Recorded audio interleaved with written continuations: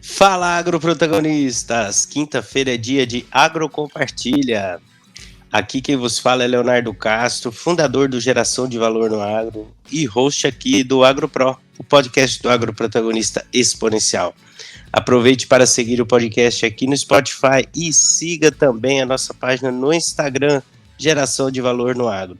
O Agrocompartilha é o momento aqui do AgroPro que recebemos convidados de peso para compartilhar experiências inspiradoras. Isso porque histórias inspiram outras histórias. Hoje estou recebendo um parceiro que tem uma bagagem bem ampla no agronegócio, para falarmos sobre biológicos e a sustentabilidade da agricultura. Seja muito bem-vindo, Marcos Pozan. Bom dia, Léo. Tudo bem? Tudo ótimo.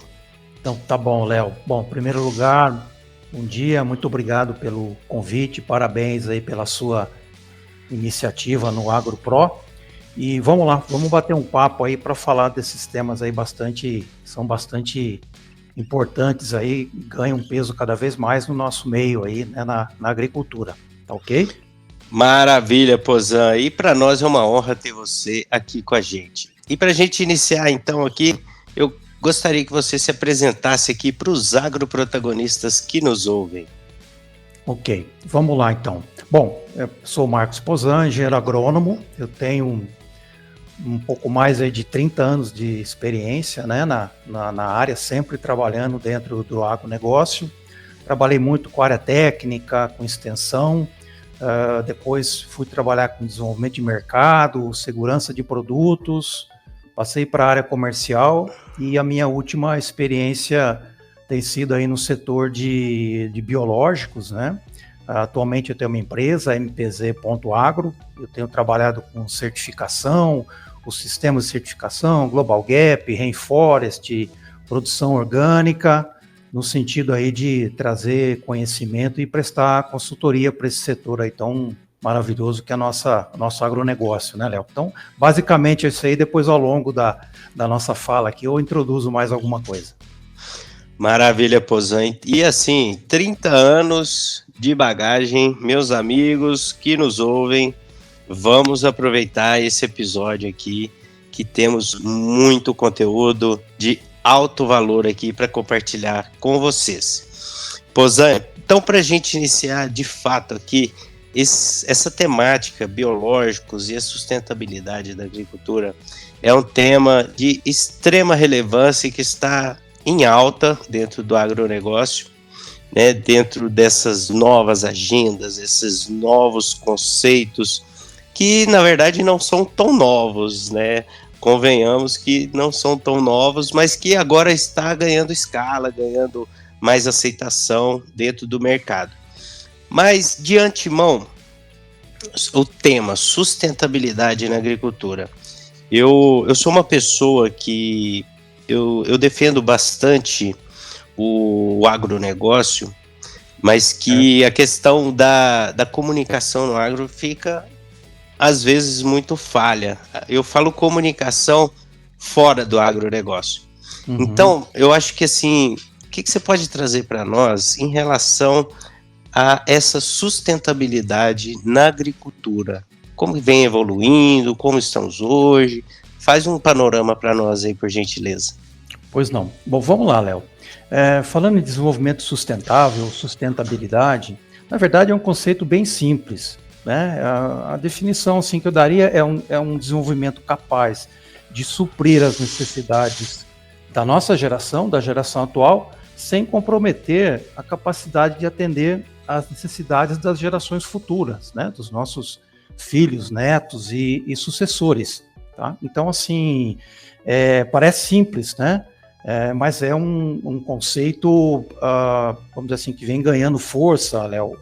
Começou a se falar de se preocupar com isso, na verdade, depois da Segunda Guerra Mundial, tá? Em meados do século XX. Até então não se preocupava com isso, né? Não, as pessoas não se preocupavam com isso, né? Não havia políticas, né, e preocupações ambientais até então.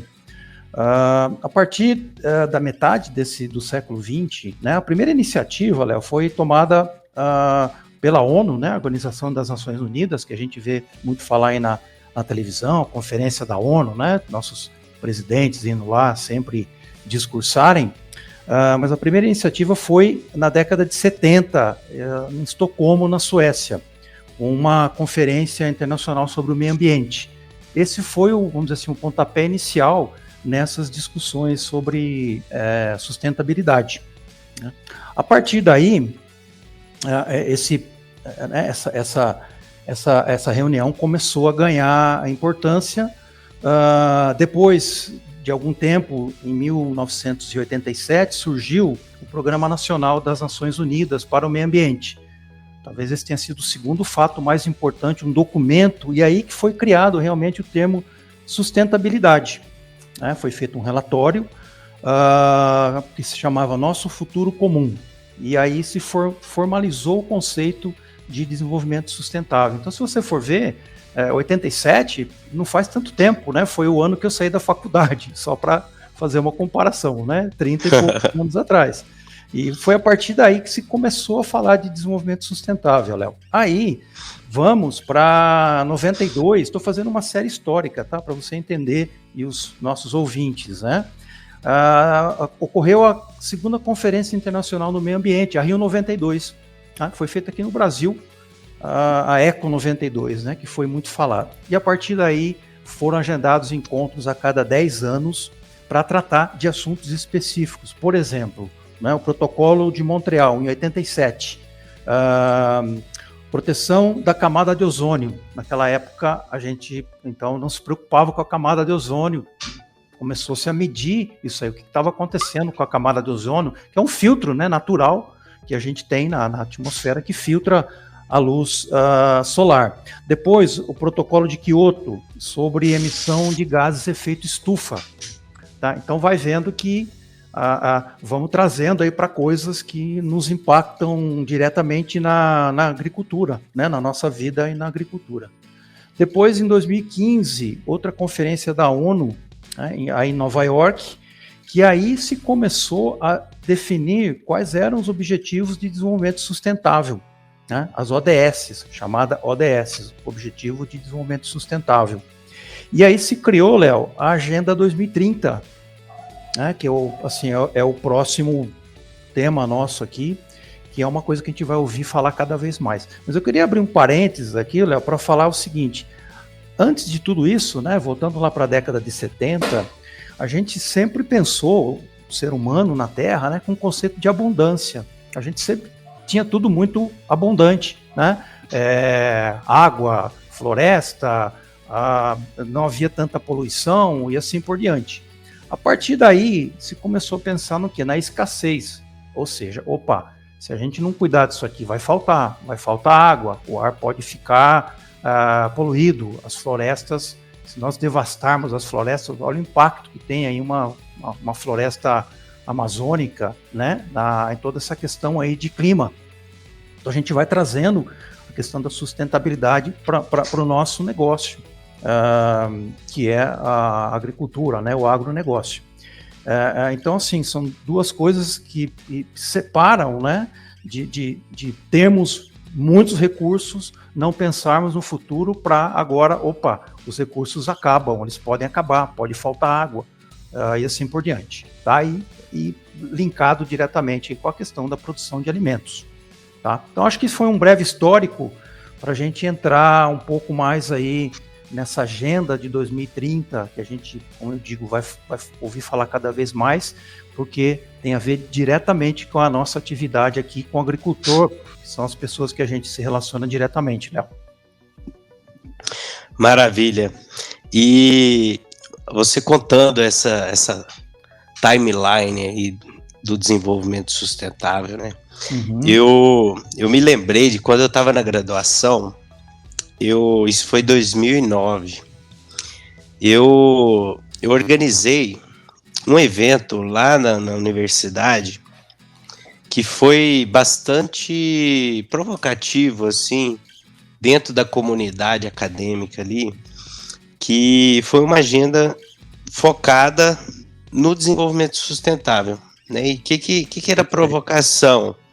A gente trazer esse insight, né, essa consciência da importância do uso racional de recursos naturais, né? Então eu fiz o convite aí para uma autoridade do CREA, uma autoridade da Emater e uma autoridade da EPAMIG, né? Isso, o que eu pensei? Trazer a parte normativa, né, que o CREA que regula, né, essa certificação nossa, né, como engenheiros agrônomos, a Emater pensando em extensão, né, em levar conhecimento, e a EPAMIG na parte de pesquisa, né, principalmente pesquisa agronômica, né, então na geração de conhecimento. Foi um momento assim bem marcante dentro da universidade que a gente fez, e você trouxe aí em relação à abundância de recursos, uso racional, né, eu gosto de falar uso consciente dos recursos naturais. E assim, hoje, trazendo para o momento de hoje, né, a gente entende que os agricultores precisam ter retorno, né? E isso com investimentos conscientes, sustentáveis, né? Dentro dos pilares aí da sustentabilidade. Então, esse uso consciente dos recursos naturais vem sendo cada vez mais explorado e ampliado, né? Então, assim, buscando o quê? Eficiência operacional, eficiência no uso de agroquímicos, enfim. E daí se conecta uma série de práticas de manejo, né, focada aí no aumento de produtividade sem aumentar a área, uso de recursos, né, de uma forma mais racional, mais consciente, e trazendo o retorno para o investimento que o agricultor faz. Então, assim, eu acho que é de suma importância a gente trazer essa comunicação que a gente está sempre buscando, né? Eu falo a gente, mas tem uma série de iniciativas, enfim, políticas públicas, enfim, um monte de iniciativas. E dentro dessas iniciativas, né? Você já deu spoiler aí da Agenda 2030, né, para o desenvolvimento sustentável. O que vem a ser essa agenda? Bom, vamos lá. A partir desse momento desses eventos, né, que eu coloquei aqui, 2015, então, passou-se a quantificar as metas, né? Se você tem uma meta e não quantifica, você não chega a lugar nenhum. Então, essa agenda, como eu falei, engloba toda a ONU, né? Todos os países participantes da ONU, que é a grande maioria, ela tem por objetivo, por exemplo, eu vou colocar aqui e vou colocar os principais, tá? Daria para fazer um podcast só sobre isso aqui, mas vamos resumir um pouco isso aqui, aonde tem a ver com a nossa atividade aqui. Por exemplo, acabar com a pobreza. Esse é o primeiro ponto da agenda, né? O que significa acabar com a pobreza? É a fome, né? Lógico, tem outras coisas, mas a fome é uma delas, né? Se você não tem comida na mesa, você não consegue extinguir a pobreza. Então é o primeiro ponto. Então está ligado já à produção de alimentos, né? O segundo ponto é acabar com a fome, alcançar a segurança alimentar e promover a agricultura sustentável. E pronto, já conectou com a gente, né? Já é uma política que tem tudo a ver com a gente. Então, segurança alimentar, o que seria? Um conceito amplo, né? São políticas públicas dos governos para mitigar a fome, e realmente aonde ações que precisam ser feitas lá na ponta para acabar com a pobreza e garantir a segurança alimentar. Então, esse é o primeiro ponto. Agricultura sustentável, a gente vai falando aqui ao longo do nosso bate-papo. Um outro ponto, assegurar a disponibilidade e gestão sustentável da água e saneamento para todos, né? Então, a água hoje é um dos principais insumos, né, da produção. Sem água a gente não consegue fazer muita coisa, né? A água é vida. Então a gente precisa gerir a água, né? E o saneamento, né? O que é o saneamento? A gente usa a água, ela é devolvida, né? Ela tem que ser tratada e tem que ser devolvida para o meio ambiente. Então, se não tiver saneamento também, a gente vai ter o quê? Poluição. A gente vê isso aí nas grandes cidades, né? O que a falta de saneamento acarreta, né? Então, segundo ponto ligando aí com a questão de gestão sustentável da água, né? E também acesso à energia para todos, né? Energia o que é? Também vem da água, né? Você concorda? Aqui no Brasil nós temos, né, grande parte da nossa geração de energia vem das hidrelétricas, que vem das represas, né, que vem dos rios. Então, outro ponto ligado à água. Outro ponto que a gente vem falando também cada vez mais, tomar medidas urgentes para combater as mudanças climáticas e seus impactos, né? Então a gente também não precisa ir longe para entender o que a mudança do clima tem impactado para a gente, né? Falta de água, por exemplo.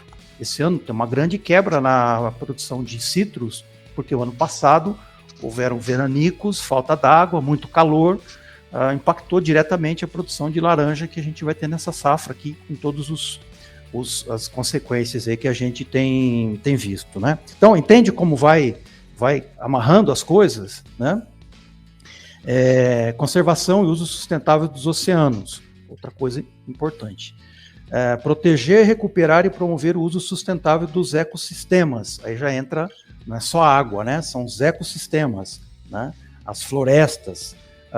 Combater a desertificação. A gente sabe que em alguns lugares já existe a certificação. No sul do país tem áreas que estão se transformando em desertos.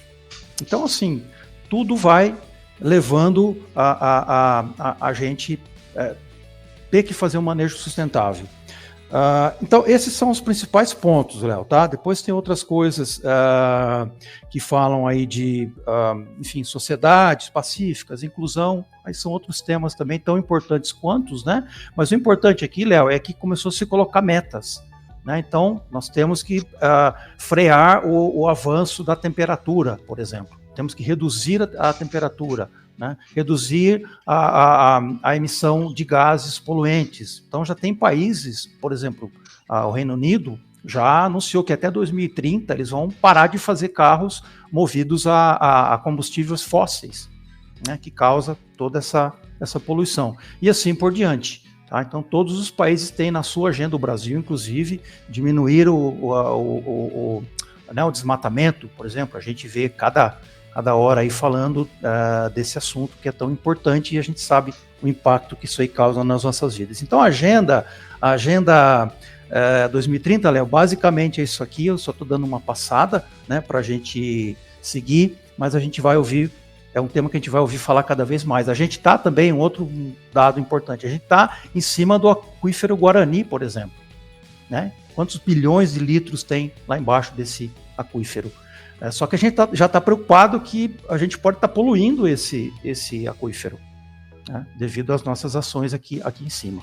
Tá? Então, a grosso modo, eu acho que a Agenda 2030 é isso aí, Léo. Depois a gente vai entrando mais no detalhe, mas ela é o nosso pano de fundo para a nossa conversa, né? Excelente. E dentro desse contexto, né? Uhum.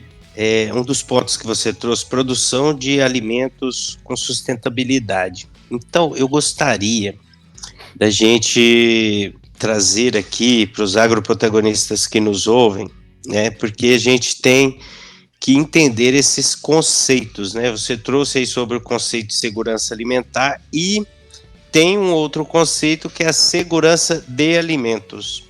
O que seria essa segurança de alimentos? Perfeito. Bom, segurança alimentar, né, como eu falei, são políticas, né, governamentais.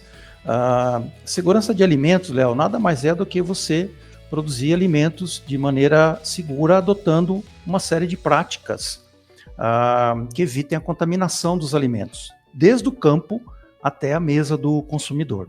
Então, existem várias práticas. Trazendo para o nosso contexto aqui, é evitar a contaminação. Basicamente é isso aí, por agroquímicos, por água contaminada, por práticas de pós-colheita que possam contaminar. Por exemplo, salmonela é um problema bastante comum que a gente vê na indústria de alimentos, né? Contaminação com antibióticos, corantes, conservantes, tudo isso aí entra dentro da segurança de alimentos, né? Mas uma das maneiras para a gente evitar essa contaminação, produzir de maneira racional, é o uso dos produtos biológicos, né? O uso dessa ferramenta bastante importante que a gente tem para produzir alimentos com segurança. Basicamente, são esses os conceitos. Maravilha. Então, evitar a contaminação. Então, assim, se alguém estiver nos ouvindo aqui, que não seja de dentro do agronegócio, né, a gente tem iniciativas também focadas nisso, né, para não ter essa contaminação dos alimentos, como muita gente ainda comunica, né, o agro sendo um grande vilão e tudo mais. Sim, sim. Mas essa aí é uma outra conversa.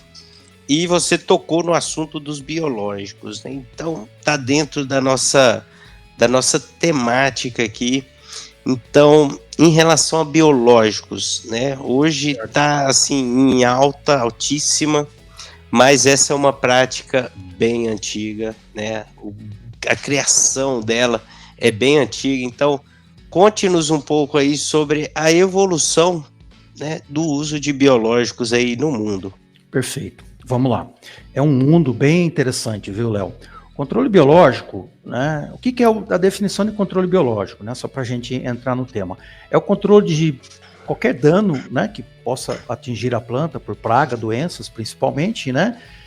Quando ele é reduzido ou eliminado por um agente biológico. Então, basicamente é isso aí. Vamos falar um pouco de agentes biológicos, mas um pouquinho antes, né? Puxando a história. Eu sempre gosto de partir do macro e depois detalhar. Os agentes biológicos, Léo, são utilizados não vou falar nem décadas, há centenas de anos, tá? Existem relatos aí de usos de produtos dessa natureza antes de Cristo, pelos egípcios, pelos chineses. Os chineses chegaram a usar formigas para controlar pragas de citros, por exemplo. Então, existem registros aí centenários, aí, seculares. Trazendo um pouco mais para a nossa história aqui, ele começou a ganhar força no século XVIII na Europa, né? Depois, você já deve ter ouvido falar, todo mundo sabe, a cauda bordaleza, por exemplo, né? Ela foi inventada na Europa para proteger as vinhas, né? As plantações de uva. Então, é um exemplo de produto nessa linha. Mas o primeiro caso clássico de controle biológico, ele aconteceu na Califórnia no século XIX, quando os Estados Unidos importou da Austrália a nossa conhecida e querida joaninha, né? A Rhodolia cardinalis, todo mundo conhece. Hoje, praticamente, a joaninha é o símbolo, né, do manejo biológico. É o símbolo do manejo biológico. Exato. Ela foi importada da Austrália para controlar pulgões e citros na Califórnia. Então, esse é o primeiro exemplo que a gente tem na literatura. Depois, a gente vai ver, já trazendo para o século XX, eu vou colocar uns nomes aqui que todo mundo conhece, tá? Por exemplo, no comecinho do século XX, foi descoberto o Bacillus thuringiensis, o BT, o famoso BT, foi descoberto lá em 1906, tá? Já com ênfase no controle biológico. Também Bovéria baciana, outro conhecido nosso, também foi descoberto lá no final do século XIX, começo do século XX. Tá? Então, assim, percebe, né? Aí ele foi se consolidando no século XX. Como te falei, os micro-organismos são os mesmos, mas eles foram sendo aperfeiçoados, né? Com avanços aí na questão de formulação, de cepas, né, mais virulentas, e assim por diante, que depois eu vou falar da evolução dos produtos. Tá? Então, basicamente, a nível global, foi isso aí. Depois, no Brasil, né, trazendo para a nossa realidade aqui, o controle biológico, né, os estudos começaram na década de 20 no Instituto Biológico, aí em São Paulo. O Instituto Biológico já começou sendo uma referência na década de 20 de manejo biológico, com trabalhos para a broca do café. Né? Então, hoje a gente recomenda micro-organismos, por exemplo, para manejo da broca, que é uma praga bastante atual. Né? Então, o Instituto Biológico, o Instituto Agronômico, né, nas sessões aí de controle biológico, começaram esses trabalhos. A Exalc também, a Luiz Queiroz, professor Pisa Júnior, também estudou lá na década de 30 parasitas para a broca do café. Então, o café foi a primeira cultura onde se buscou se buscou ferramentas aí de biológicos para o café. E aí a gente veio evoluindo, né? A década de 40, por exemplo, né? Vamos lembrar que na década de 40, Léo, surgiram os inseticidas químicos, tá? Os organoclorados. Então, os biológicos, né, vieram antes do controle químico, né? Os produtos que a gente sabe que são sintetizados, né? Como eu mencionei, a calda bordaleza talvez é o químico, né, entre aspas, mais antigo aí do século XIX, mas os químicos mesmo sintéticos surgiram na década de 40, tá? Então, e lembrando, né, qual o problema que esses químicos tiveram, né, trouxeram ao longo da história, né, questão de intoxicação, poluição ambiental, persistência no meio ambiente, resistência de pragas, desequilíbrios ecológicos, né, a gente está falando aqui de sustentabilidade, né, morte de inimigos naturais. Então você percebe, né, que isso aí veio se intensificando ao longo do tempo, por isso que o biológico está ganhando a importância que ele tem hoje, né? Depois a gente traz para a década de 60 o registro do uso do metarrísio, né, no Nordeste para cana. É outra cultura-chave, depois a gente pode entrar nesse detalhe, que utiliza manejo biológico, uma das culturas onde se usa mais o manejo biológico.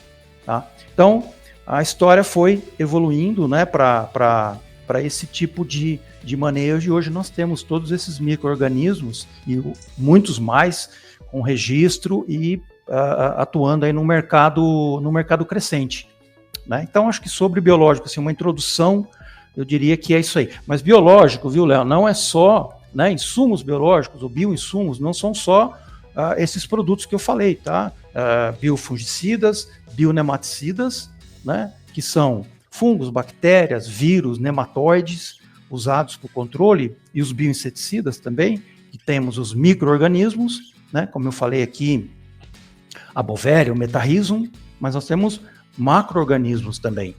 Por exemplo, predadores, né, se a gente pegar, falando da cana, né, todo o trabalho aí de produção de inimigos naturais para a cana, né, principalmente a broca da cana, ela começou lá atrás na década de 60, né, com tricoderma, depois a cotésia, flavipes, né, que são hoje inimigos naturais, aí, predadores-chave utilizados na cana. Tá? Então nós temos esse grupo de produtos, mas nós temos também, Léo, uma outra série de produtos que são considerados bioinsumos.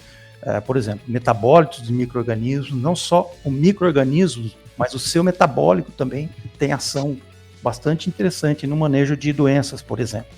Tecnologias como RNA interferase, nós temos os mitigadores de estresses bióticos e abióticos, enraizadores, promotores de crescimento, produtos à base de algas, por exemplo, o ascofino nudoso, é bastante usado também na agricultura, né, na fruticultura, para pegamento de fruta, né, para, vamos dizer assim, melhorar as condições da planta, para que ela possa ter um pegamento melhor, bioativadores, ácidos úmicos, promotores de crescimento, extrato, por exemplo, né, extrato de NIM, também é um bioinsumo, bastante utilizado na produção de orgânico, né?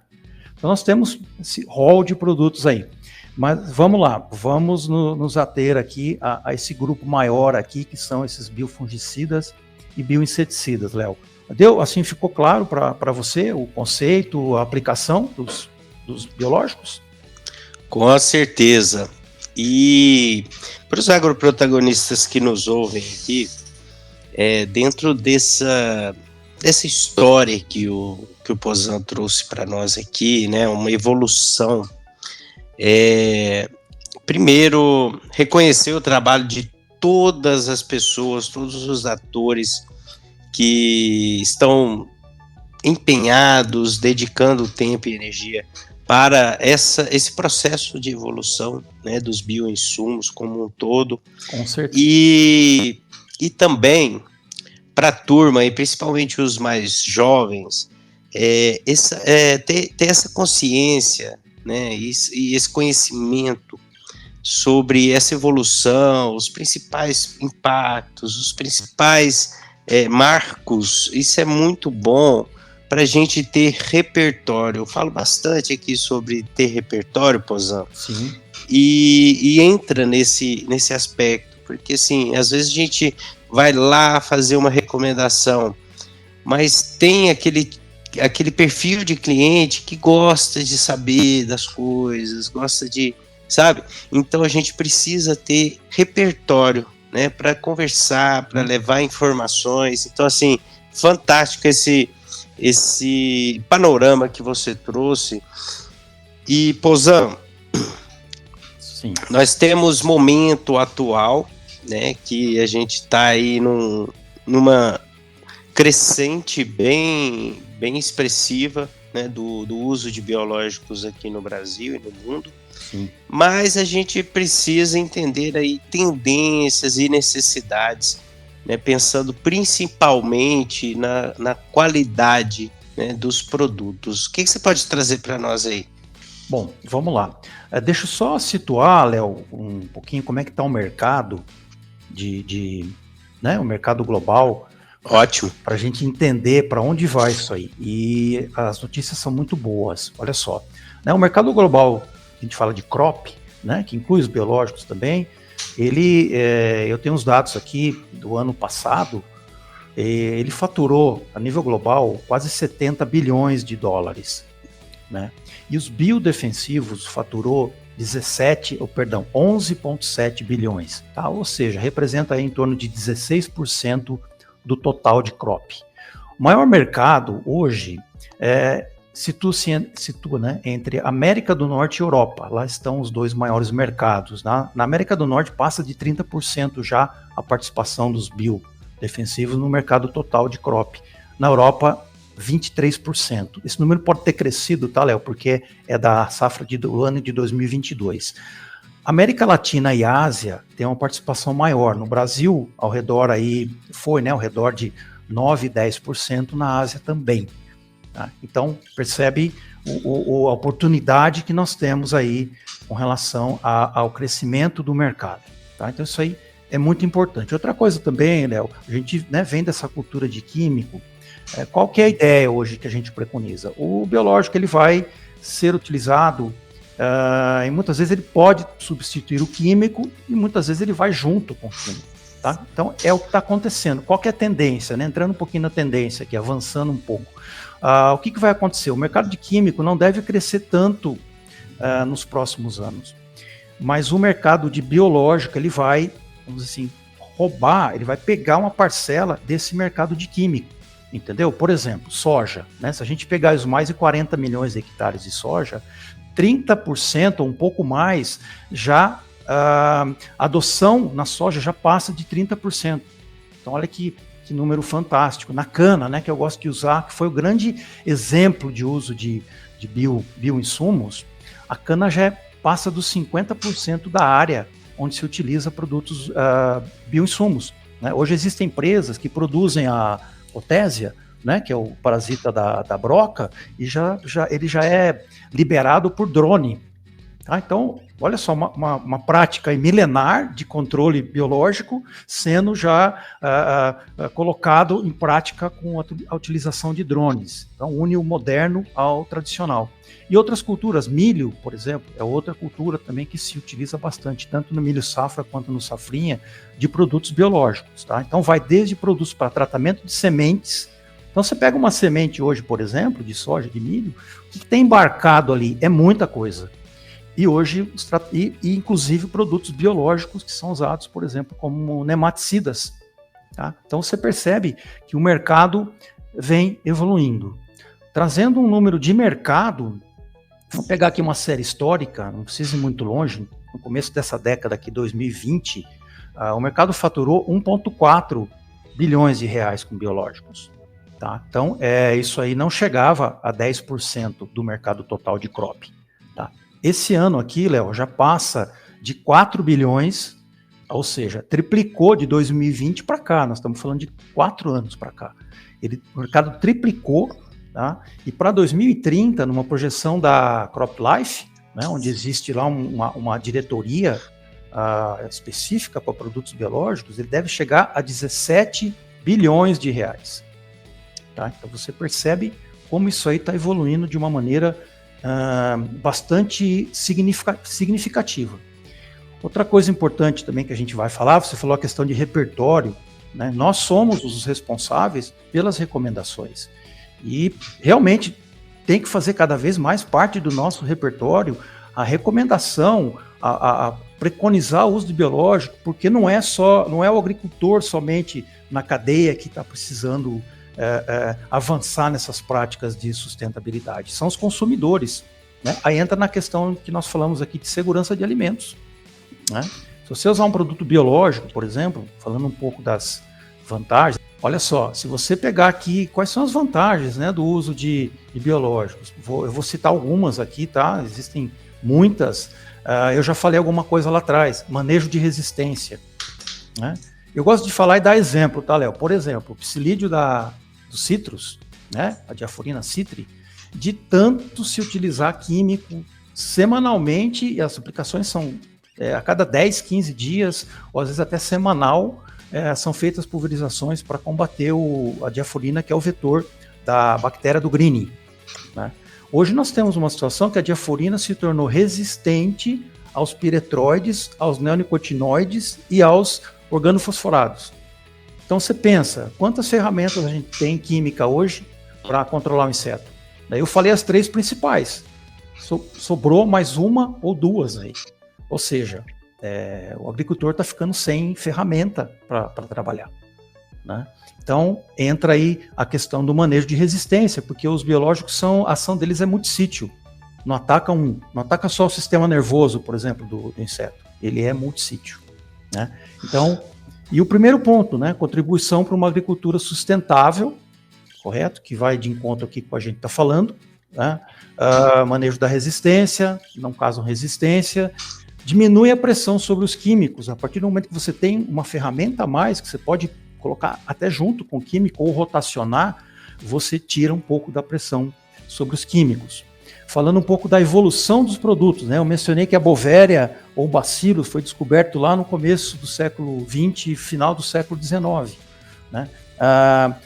O fungo é o mesmo, a bactéria é a mesma. O que mudou, né? Se a gente pegar um Bacillus subtilis, um Bacillus velenesensis, enfim, nessa linha, mudaram as cepas. Hoje tem cepas mais resistentes. Os produtos evoluíram para serem, por exemplo, compatíveis com a grande maioria dos produtos químicos usados na agricultura. Então você pega a formulação, evoluiu bastante. Hoje nós temos biológicos em formulação de concentrado emulsionável, já vem com óleo na fórmula, né? E é compatível. Então, né, aquele problema que antigamente tinha, vai entupir bico, vai prejudicar a performance dos outros produtos, isso não tem mais. Percebe então que os produtos evoluíram em linha com as formulações de produtos químicos, né? Então esse é um problema que já foi resolvido. Outra coisa, período de carência zero, você não deixa resíduo nos alimentos, né? Segurança de alimentos. São cobrados por todos os programas de certificação, né? Eu falava no começo que eu tenho trabalhado aí com a parte de certificação, né? Rainforest, Global Gap, esses protocolos existem no mundo inteiro. Então, quanto mais você adotar biológico, mais bem visto a gente vai ser, vamos dizer assim, né? Preserva os inimigos naturais, polinizadores, né? Essa questão das abelhas, por exemplo, né? Que hoje é tão falado também, né? Pela toda aquela polêmica causada pelos neonicotinoides que causam dano irreversível muitas vezes aí à população de polinizadores, né? Estimulando a biodiversidade. Enfim. Maravilha, Pozan. Tem mais coisa aqui, mas assim, a grosso modo, Léo, eu diria que é o que nós temos, uma ferramenta poderosa. Nós somos protagonistas e nós temos que ter essa ferramenta, levar com a gente mesmo para poder recomendar cada vez mais para o agricultor, que o benefício vai ser para todo mundo, vai ser para toda a cadeia e no final do dia para o consumidor, que somos nós também, né, Léo? No final do dia a gente também a gente tem que se alimentar. Com certeza. Tem que exigir alimentos mais seguros, né? E que preservem toda a nossa biodiversidade da terra. Maravilha, Pozan. E aproveitando ainda aqui a sua ilustre presença, você que 30 anos de agro, experiência aí na área técnica, extensão, mercado, produto comercial e biológicos, Aqui nós temos um público de agroprotagonistas bem diversificado, e isso é muito bom. Temos profissionais de vendas, profissionais de desenvolvimento de mercado, pesquisa, desenvolvimento, mas agora focando vendas, desenvolvimento de mercado, né, geração de demanda. Sim. Como que essa turma pode vender, ter efetividade aí para vender o valor dos biológicos, pensando aí na formulação, que hoje são os grandes diferenciais, pensando em qualidade, segurança, eficácia, e principalmente em relação a cepas. Como que a turma vende valor de biológicos? Tá, ok. Como fazer um resumo de tudo que eu falei, né? Deixa eu só fazer um adendo aqui. Esse negócio biológico é tão importante, Léo, que as empresas de químicos estão entrando pesado nessa área também. Não são só as empresas de biológicos, né? Se você pegar as grandes empresas, né? Não vou mencionar nomes aqui, você sabe. Todas elas hoje têm produtos biológicos e recomendam junto com o seu portfólio de químico. Tá? Então esse é o primeiro ponto. O segundo ponto, grandes empresas dedicadas só a biológicos estão vindo com toda a força no mercado, trazendo toda essa evolução nos produtos. Agora com relação a valor, né? Como é que a gente pode vender um produto desse? Né? Primeiro ponto, é uma ferramenta que entra em paralelo ao manejo químico, tá? Você pode manejar paralelamente ao manejo químico, são produtos extremamente sustentáveis. Nós tínhamos aqui, há algum tempo atrás, essa questão, por exemplo, o produto biológico precisa de refrigeração, questão de transporte. Hoje já não existe mais isso aí, tá? São os paradigmas que a gente veio quebrando, a indústria veio quebrando, mais bem, né? Para tornar esses produtos com formulações top. Então, existe essa questão da formulação, da compatibilidade, do período de carência, por exemplo, né? Eu vou citar um outro exemplo aqui, mas eu não vou me alongar muito. O Vale do São Francisco hoje, você pegar a produção de uva, tá? Que é top, você deve conhecer o Vale, eles exportam de lá do Vale diretamente para a Europa. Alguns produtos já não podem ser mais utilizados pela questão de resíduo. Agora, se você usar um produto biológico, cuja carência é zero, não deixa resíduo, entendeu? Olha que ferramenta você tem na mão, né? E são fungicidas, por exemplo, né? Para uva, de primeira linha. Né? Então, isso é um argumento poderosíssimo para quem pode ter restrição de usar uma estrobirulina, por exemplo, enfim, um inseticida dessa linha, né? Então, assim, são esses argumentos que a gente pode usar, além, justamente, se você for trabalhar com um produtor que é certificado, Léo, pronto, aí você já tem a faca e o queijo na mão, porque ele vai cobrar, porque ele precisa usar produtos biológicos, ele precisa ter na sua grade de produtos biológicos. Você pode perguntar para um produtor de Global Gap, de Rainforest, de SAI Plataforma, orgânico nem se fala. Né? Então, esses produtores vão demandar cada vez mais produtos biológicos. Eu creio que já são argumentos aí poderosos, né, para a gente divulgar esse tipo de produto.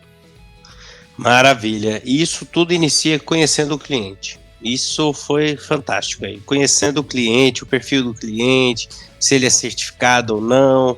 Isso aí é bem importante. E aí focar na questão da formulação, diferenciais de formulação, a questão da carência, sim, shelf life. Perfeito. Esse é um ponto bem importante. A eficácia, então, é sempre bom o consultor, o vendedor, enfim, o nome que quiser dar para quem está levando a solução, ter dados, né, da eficácia do produto. Isso é muito importante. E o ponto-chave aí, para mim, é a questão das informações em relação à compatibilidade. Porque a operação nas fazendas é uma operação que você não vai aplicar só o biológico sozinho ali na água de boa, né? Então a gente precisa entender a compatibilidade dele, ter um bom adjuvante, sem dúvida, né? E nutrição que vai junto, precisa ser uma formulação também de qualidade, né? Que tenha compatibilidade também. Então, assim, ter esse tipo de conhecimento é muito importante para se destacar aí nesse mercado de biológico, certo? Qualidade da água também, Léo, é importante. Qualidade da água, qualidade pH. pH, sequência da mistura da calda, a gente não pode colocar de qualquer jeito. Tá? Então tem tudo isso aí que nós temos a obrigação de saber como técnicos, né, de passar para o agricultor.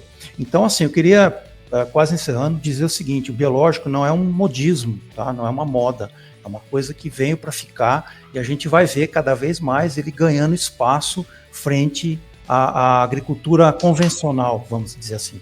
Eu tenho certeza que isso aí é uma coisa que já está acontecendo, Léo. Maravilha. Pozan, agora eu gostaria de deixar um espaço aqui para você trazer as suas mensagens finais, inspiradoras aqui para os agroprotagonistas que nos ouvem. Vamos lá. Bom, obrigado novamente, Léo, pela oportunidade. É sempre bom a gente poder conversar sobre esses temas, né? Falar de agricultura sustentável é sempre bom. É uma coisa que, como eu te falei, já não é mais moda, já não é mais tendência, é realidade.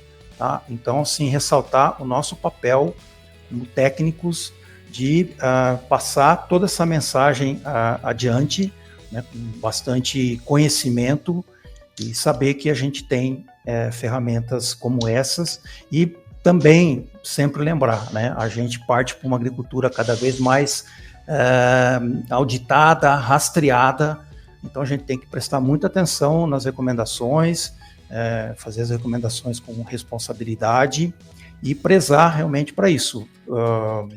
Uso racional da água, uso racional dos recursos que a gente tem, uso racional da terra, evitar contaminações. Assim a gente vai estar fazendo, Léo, uma agricultura sustentável. E isso, quem ganha no final do dia, somos todos nós, são os nossos clientes, os clientes dos nossos clientes e lá na frente o consumidor, que é o foco de tudo, né? A gente tem que prover comida em quantidade e qualidade para alimentar esse mundo, porque ele só cresce, né? Ele só vai crescer nos próximos anos. Hoje nós temos 8 bilhões de habitantes na Terra, Léo. Daqui 50 anos, aproximadamente, a gente vai ser 10 bilhões. Então, a gente tem que produzir comida para esse povo e nós somos as pessoas que vai fazer isso aí, né? Nós somos os responsáveis por esse processo todo, Léo. Queria encerrar com isso. Maravilha, e todo mundo sendo agroprotagonista. Certeza, temos que ser.